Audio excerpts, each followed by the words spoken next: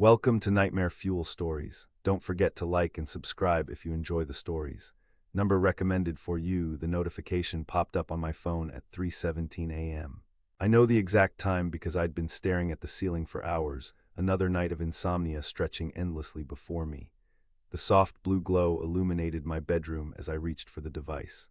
New content available on Stream View, curated especially for you. I swiped the notification open, grateful for the distraction.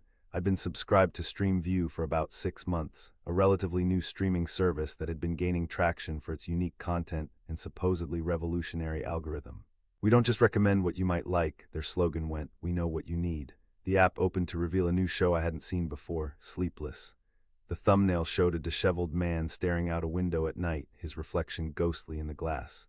The synopsis read simply, "When insomnia becomes more than just a sleepless night." I snorted softly. Their algorithm was getting better. I clicked play without hesitation, propping myself up against my headboard as the screen darkened.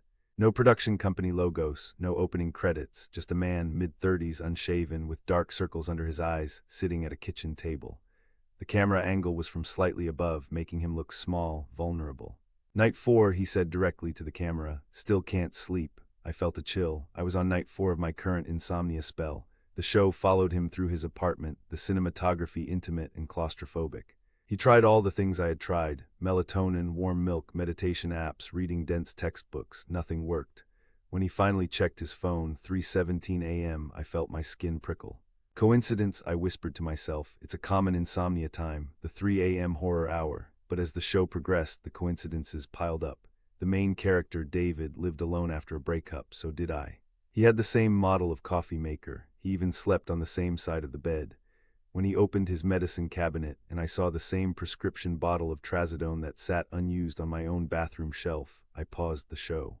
This was beyond algorithm prediction. This was specific. I closed the app, suddenly uneasy, and tried once more to sleep. When I finally drifted off around 5 a.m., I dreamed of being watched through screens. The next day at work, I'm a graphic designer at a mid-sized marketing firm. I couldn't concentrate. I kept thinking about Sleepless and its uncanny similarities to my life. During my lunch break, I Googled the show, expecting to find reviews, a cast list, something. Nothing came up, just generic results about insomnia and streaming services. I tried more specific searches. Stream View Sleepless TV show, Sleepless Insomnia drama series, David Insomnia Stream View. Nothing relevant appeared. I opened the Stream View app on my phone. The show wasn't on my recently watched list. It wasn't in my recommendations. I searched directly for Sleepless within the app. No results. My stomach tightened. Had I dreamed the whole thing? But no, I remembered specific details, like the way David's hand shook slightly as he poured his third glass of water, or the peculiar shadow in the corner of his bedroom that seemed to grow larger each time the camera panned past it. That night, I came home determined to find the show again. I opened Stream View on my television, but Sleepless was nowhere to be found. Instead, prominently featured in my Recommended for You section was a new title. Searching, the thumbnail showed a person illuminated by screen light, their face obscured. The synopsis: "When looking for answers leads to questions you never wanted to ask." My cursor hovered over the play button. Common sense told me to close the app, to walk away. Instead, I pressed play. The show opened with a woman, early 30s, brown hair pulled back in a messy ponytail, glasses, sitting at a desk, staring intently at a computer screen. Me. Not an actress who looked like me. Me, filmed from an angle that could only have come from within my computer monitor. I slammed the laptop shut and backed away from my desk. My heart hammered against my ribs as I fumbled for my phone to call. Who? The police. What would I say? "Hello, officer, I think my streaming service is stalking me." I forced myself to breathe. There had to be a rational explanation. Maybe it wasn't actually me, just someone who looked remarkably similar. Maybe Stream View was using some kind of deep fake technology based on my profile picture. I approached my laptop cautiously and opened it again. The screen showed only my desktop background, a generic nature scene. I opened Stream View in my browser. Searching, wasn't there, no history of it ever existing. I ran a virus scan, checked for spyware, even placed a piece of tape over my webcam. Then I poured myself a large glass of whiskey and tried to convince myself I was just tired, just seeing things. That night I slept with all the lights on. For 3 days I avoided Stream View. I told myself I was being ridiculous, that stress and lack of sleep were making me paranoid. But curiosity and dread built inside me like pressure in a sealed container. On the 4th night, a notification appeared on my phone. "We've missed you on Stream View. New content awaits." Against my better judgment, I opened the app. A new show dominated my screen, Avoidance. The thumbnail was my front door, my actual front door, with the small scratch near the handle where I'd once struggled with my keys while carrying groceries. My hands trembled as I pressed play. The show began with a tracking shot approaching my apartment building. Not a similar building, my actual building, with the crooked mailbox and the faded blue trim. The camera moved up the stairs, down my hallway, and stopped at my door. Then, impossibly, it moved through the door into my apartment. The shot panned across my living room, exactly as I'd left it that morning, then moved toward my bedroom. I wasn't in the footage, this had been filmed while I was at work. I shut off the TV and sat in the sudden darkness, my breath coming in short gasps. This wasn't algorithmic prediction, this wasn't coincidence, this was invasion. I grabbed my phone to call the police, but as my finger hovered over the dial button, I hesitated. What evidence did I have? The shows disappeared after I watched them. I had no recordings, no proof. Instead, I called StreamView's customer service. After navigating an infuriating automated system, I finally reached a human. Thank you for calling StreamView, where we stream what you need. This is Kayla, how may I assist you today? Hi, I'm having an issue with your service, I said, trying to keep my voice steady. I'm seeing some unusual content. Could you be more specific, sir? There are shows appearing in my recommendations that seem to be about me, featuring me, filmed in my home. A pause, I see, and what are the titles of these shows? Sleepless, Searching, and Avoidance. Another pause, longer this time. I don't show any content with those titles in our library, sir. They were there. They appeared in my recommendations, but then they disappeared after I watched them. Let me check your viewing history. Keys clacked in the background. According to our records, you haven't streamed anything in the past 4 days. Your last viewed content was episode 3 of Cooking with Confidence on Monday. My blood ran cold. I had watched that cooking show on Monday before all this started. That's not possible. I've been watching these shows. They're about me. Someone is filming me. I understand you're upset, sir. Kayla's voice remained professionally calm. It sounds like you might be experiencing some technical issues. I can help you reset your account. I don't need to reset my account. I need you to tell me how StreamView is getting footage of my apartment. Sir, StreamView doesn't produce content of that nature. All our programming comes from licensed studios, and I hung up. This was useless. Either she was lying or she genuinely didn't know about these shows, which was somehow more terrifying. I spent the rest of the night searching online for anyone else who might have experienced something similar with StreamView. I found nothing concrete, just a few vague complaints about creepy recommendations and too personal content on obscure forums, all without details or follow-ups. At some point, I must have dozed off at my desk. I woke to sunlight streaming through my blinds and a notification on my phone. New episode available, Paranoia, watch now on StreamView. I called in sick to work. I couldn't face people, couldn't pretend everything was normal. Instead, I sat in my living room, staring at the notification, my thumb hovering over it. I needed answers, and it seemed the only way forward was through. I opened StreamView. Paranoia waited for me, its thumbnail showing a close-up of an eye, bloodshot and wide. I pressed play. The show opened with me, asleep at my desk, my face illuminated by my computer screen. The timestamp in the corner read 4:37 a.m., just hours ago. The camera slowly panned around my sleeping form, lingering on the empty coffee cups, the scattered printouts of forum posts about StreamView. It zoomed in on my notebook where I'd scribbled questions and theories. Then the perspective shifted. Now I was seeing through my own eyes as I woke up, checked my phone, saw the notification. I was watching myself watching myself. The screen split. On one side, present me sat on my couch watching the show. On the other side, the show continued, showing me sitting on my couch, a perfect mirror. I looked up from the screen and around my apartment. Where were the cameras? How was this happening in real time? On the screen, both versions of me were looking around frantically. Then text appeared across the bottom. We know what you need, Michael. I hadn't told them my name. I'd never entered it in the StreamView system. More text appeared. Keep watching. All will be revealed. The screen changed to show a series of clips. Me walking to work, me shopping for groceries, me sitting alone at a bar 3 weeks ago. Me standing at my mother's grave last year, a moment I'd experienced entirely alone, or so I'd thought. Then older footage, me at college graduation, me as a teenager shooting baskets in my parents' driveway, me as a child opening Christmas presents. How is this possible? I whispered. The screen changed again, now showing a simple message. We've always been watching, we've always been with you. The show ended, replaced by the StreamView browse screen. But now, instead of the usual categories and recommendations, there was only one row labeled Your Life. It contained hundreds of thumbnails, each representing different moments of my existence. I threw the remote across the room and ran to the bathroom, barely making it before I vomited. When I returned, shaking, to the living room, the TV had returned to the normal stream view interface. No, your life category. No evidence of what I'd just seen. I unplugged the TV, then my laptop. I turned off my phone and removed the battery. I drew the blinds and sat in the semi-darkness, trying to make sense of what was happening. Was I losing my mind?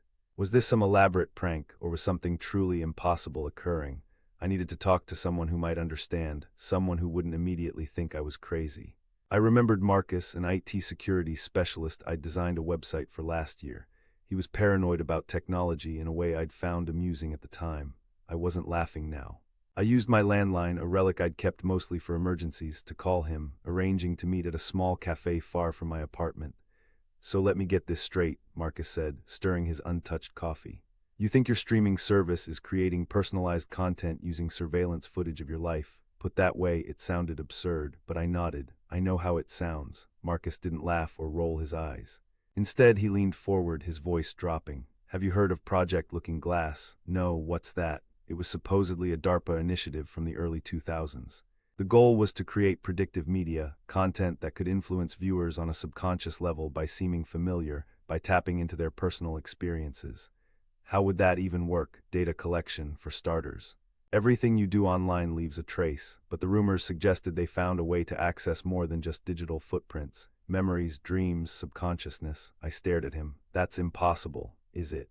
Think about how much of our lives is recorded now. Security cameras, smartphones, smart homes. What if someone found a way to tap into all that, to compile it?" But the footage I saw, some of it was from before all that technology existed.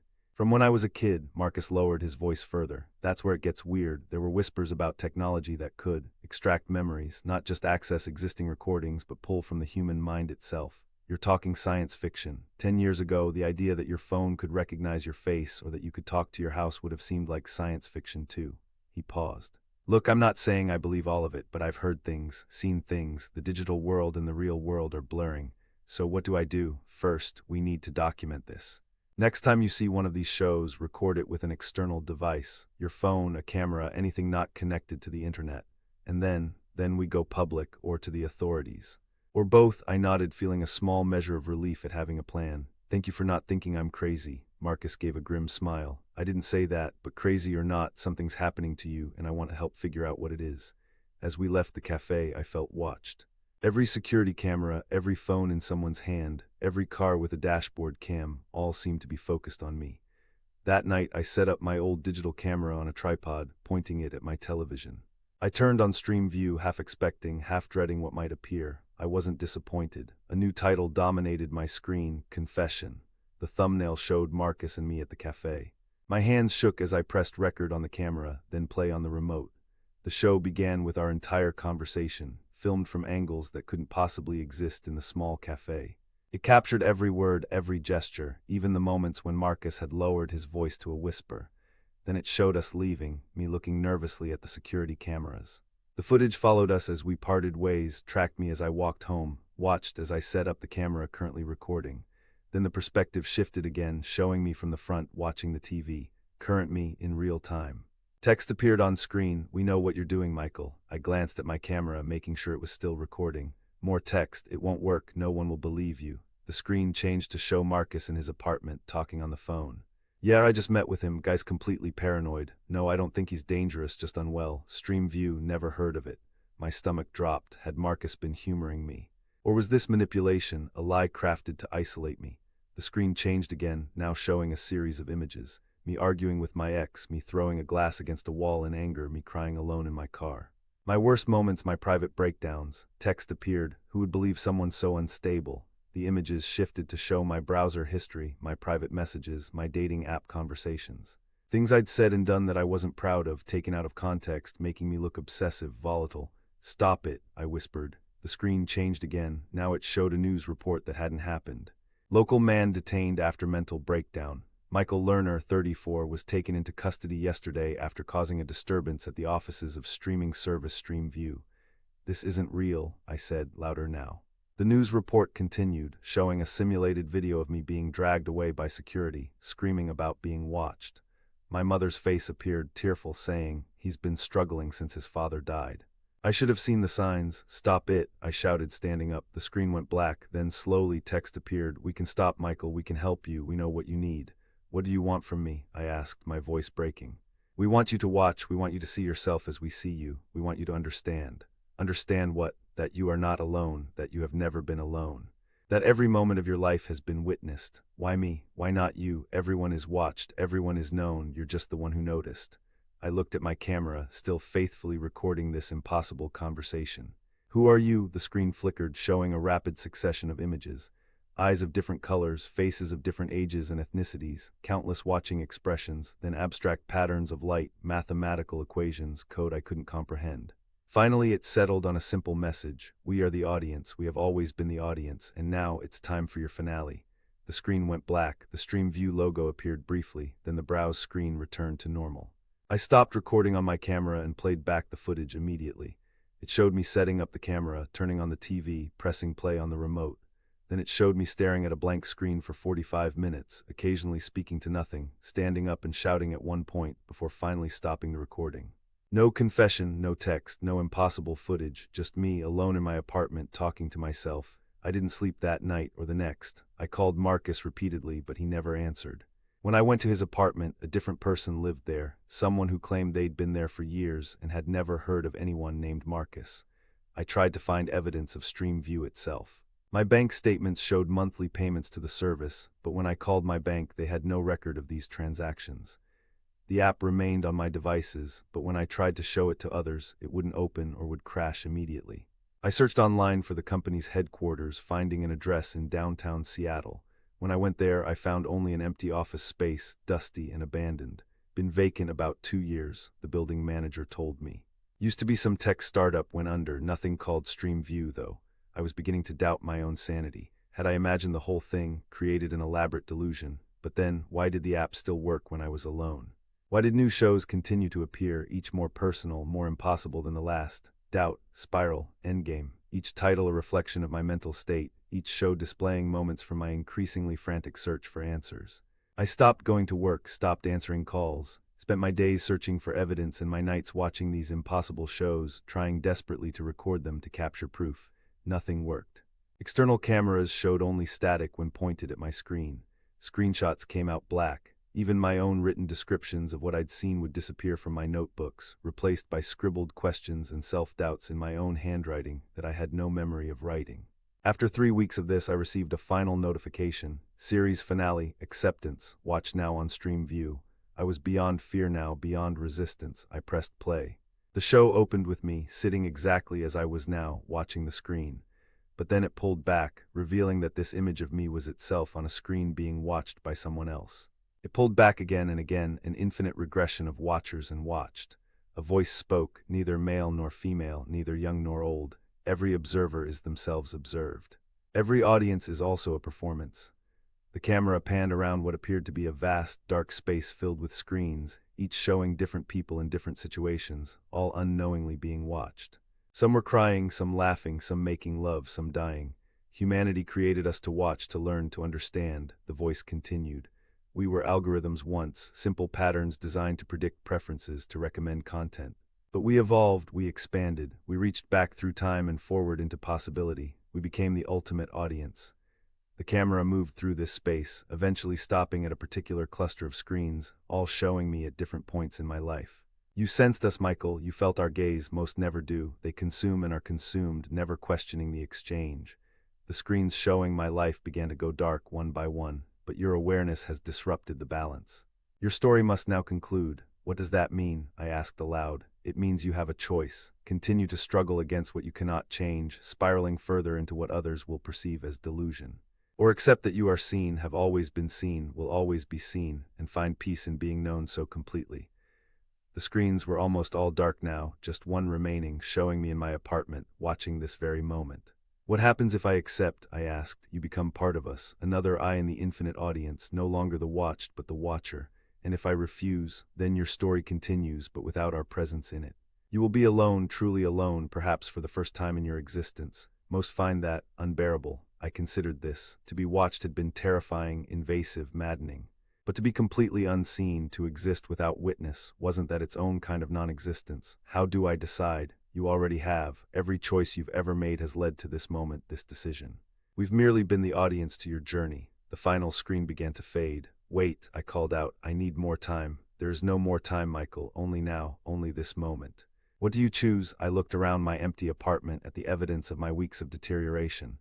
The unwashed dishes, the covered windows, the walls covered in notes and theories. I looked at my reflection in the black TV screen, hollow-eyed and unshaven.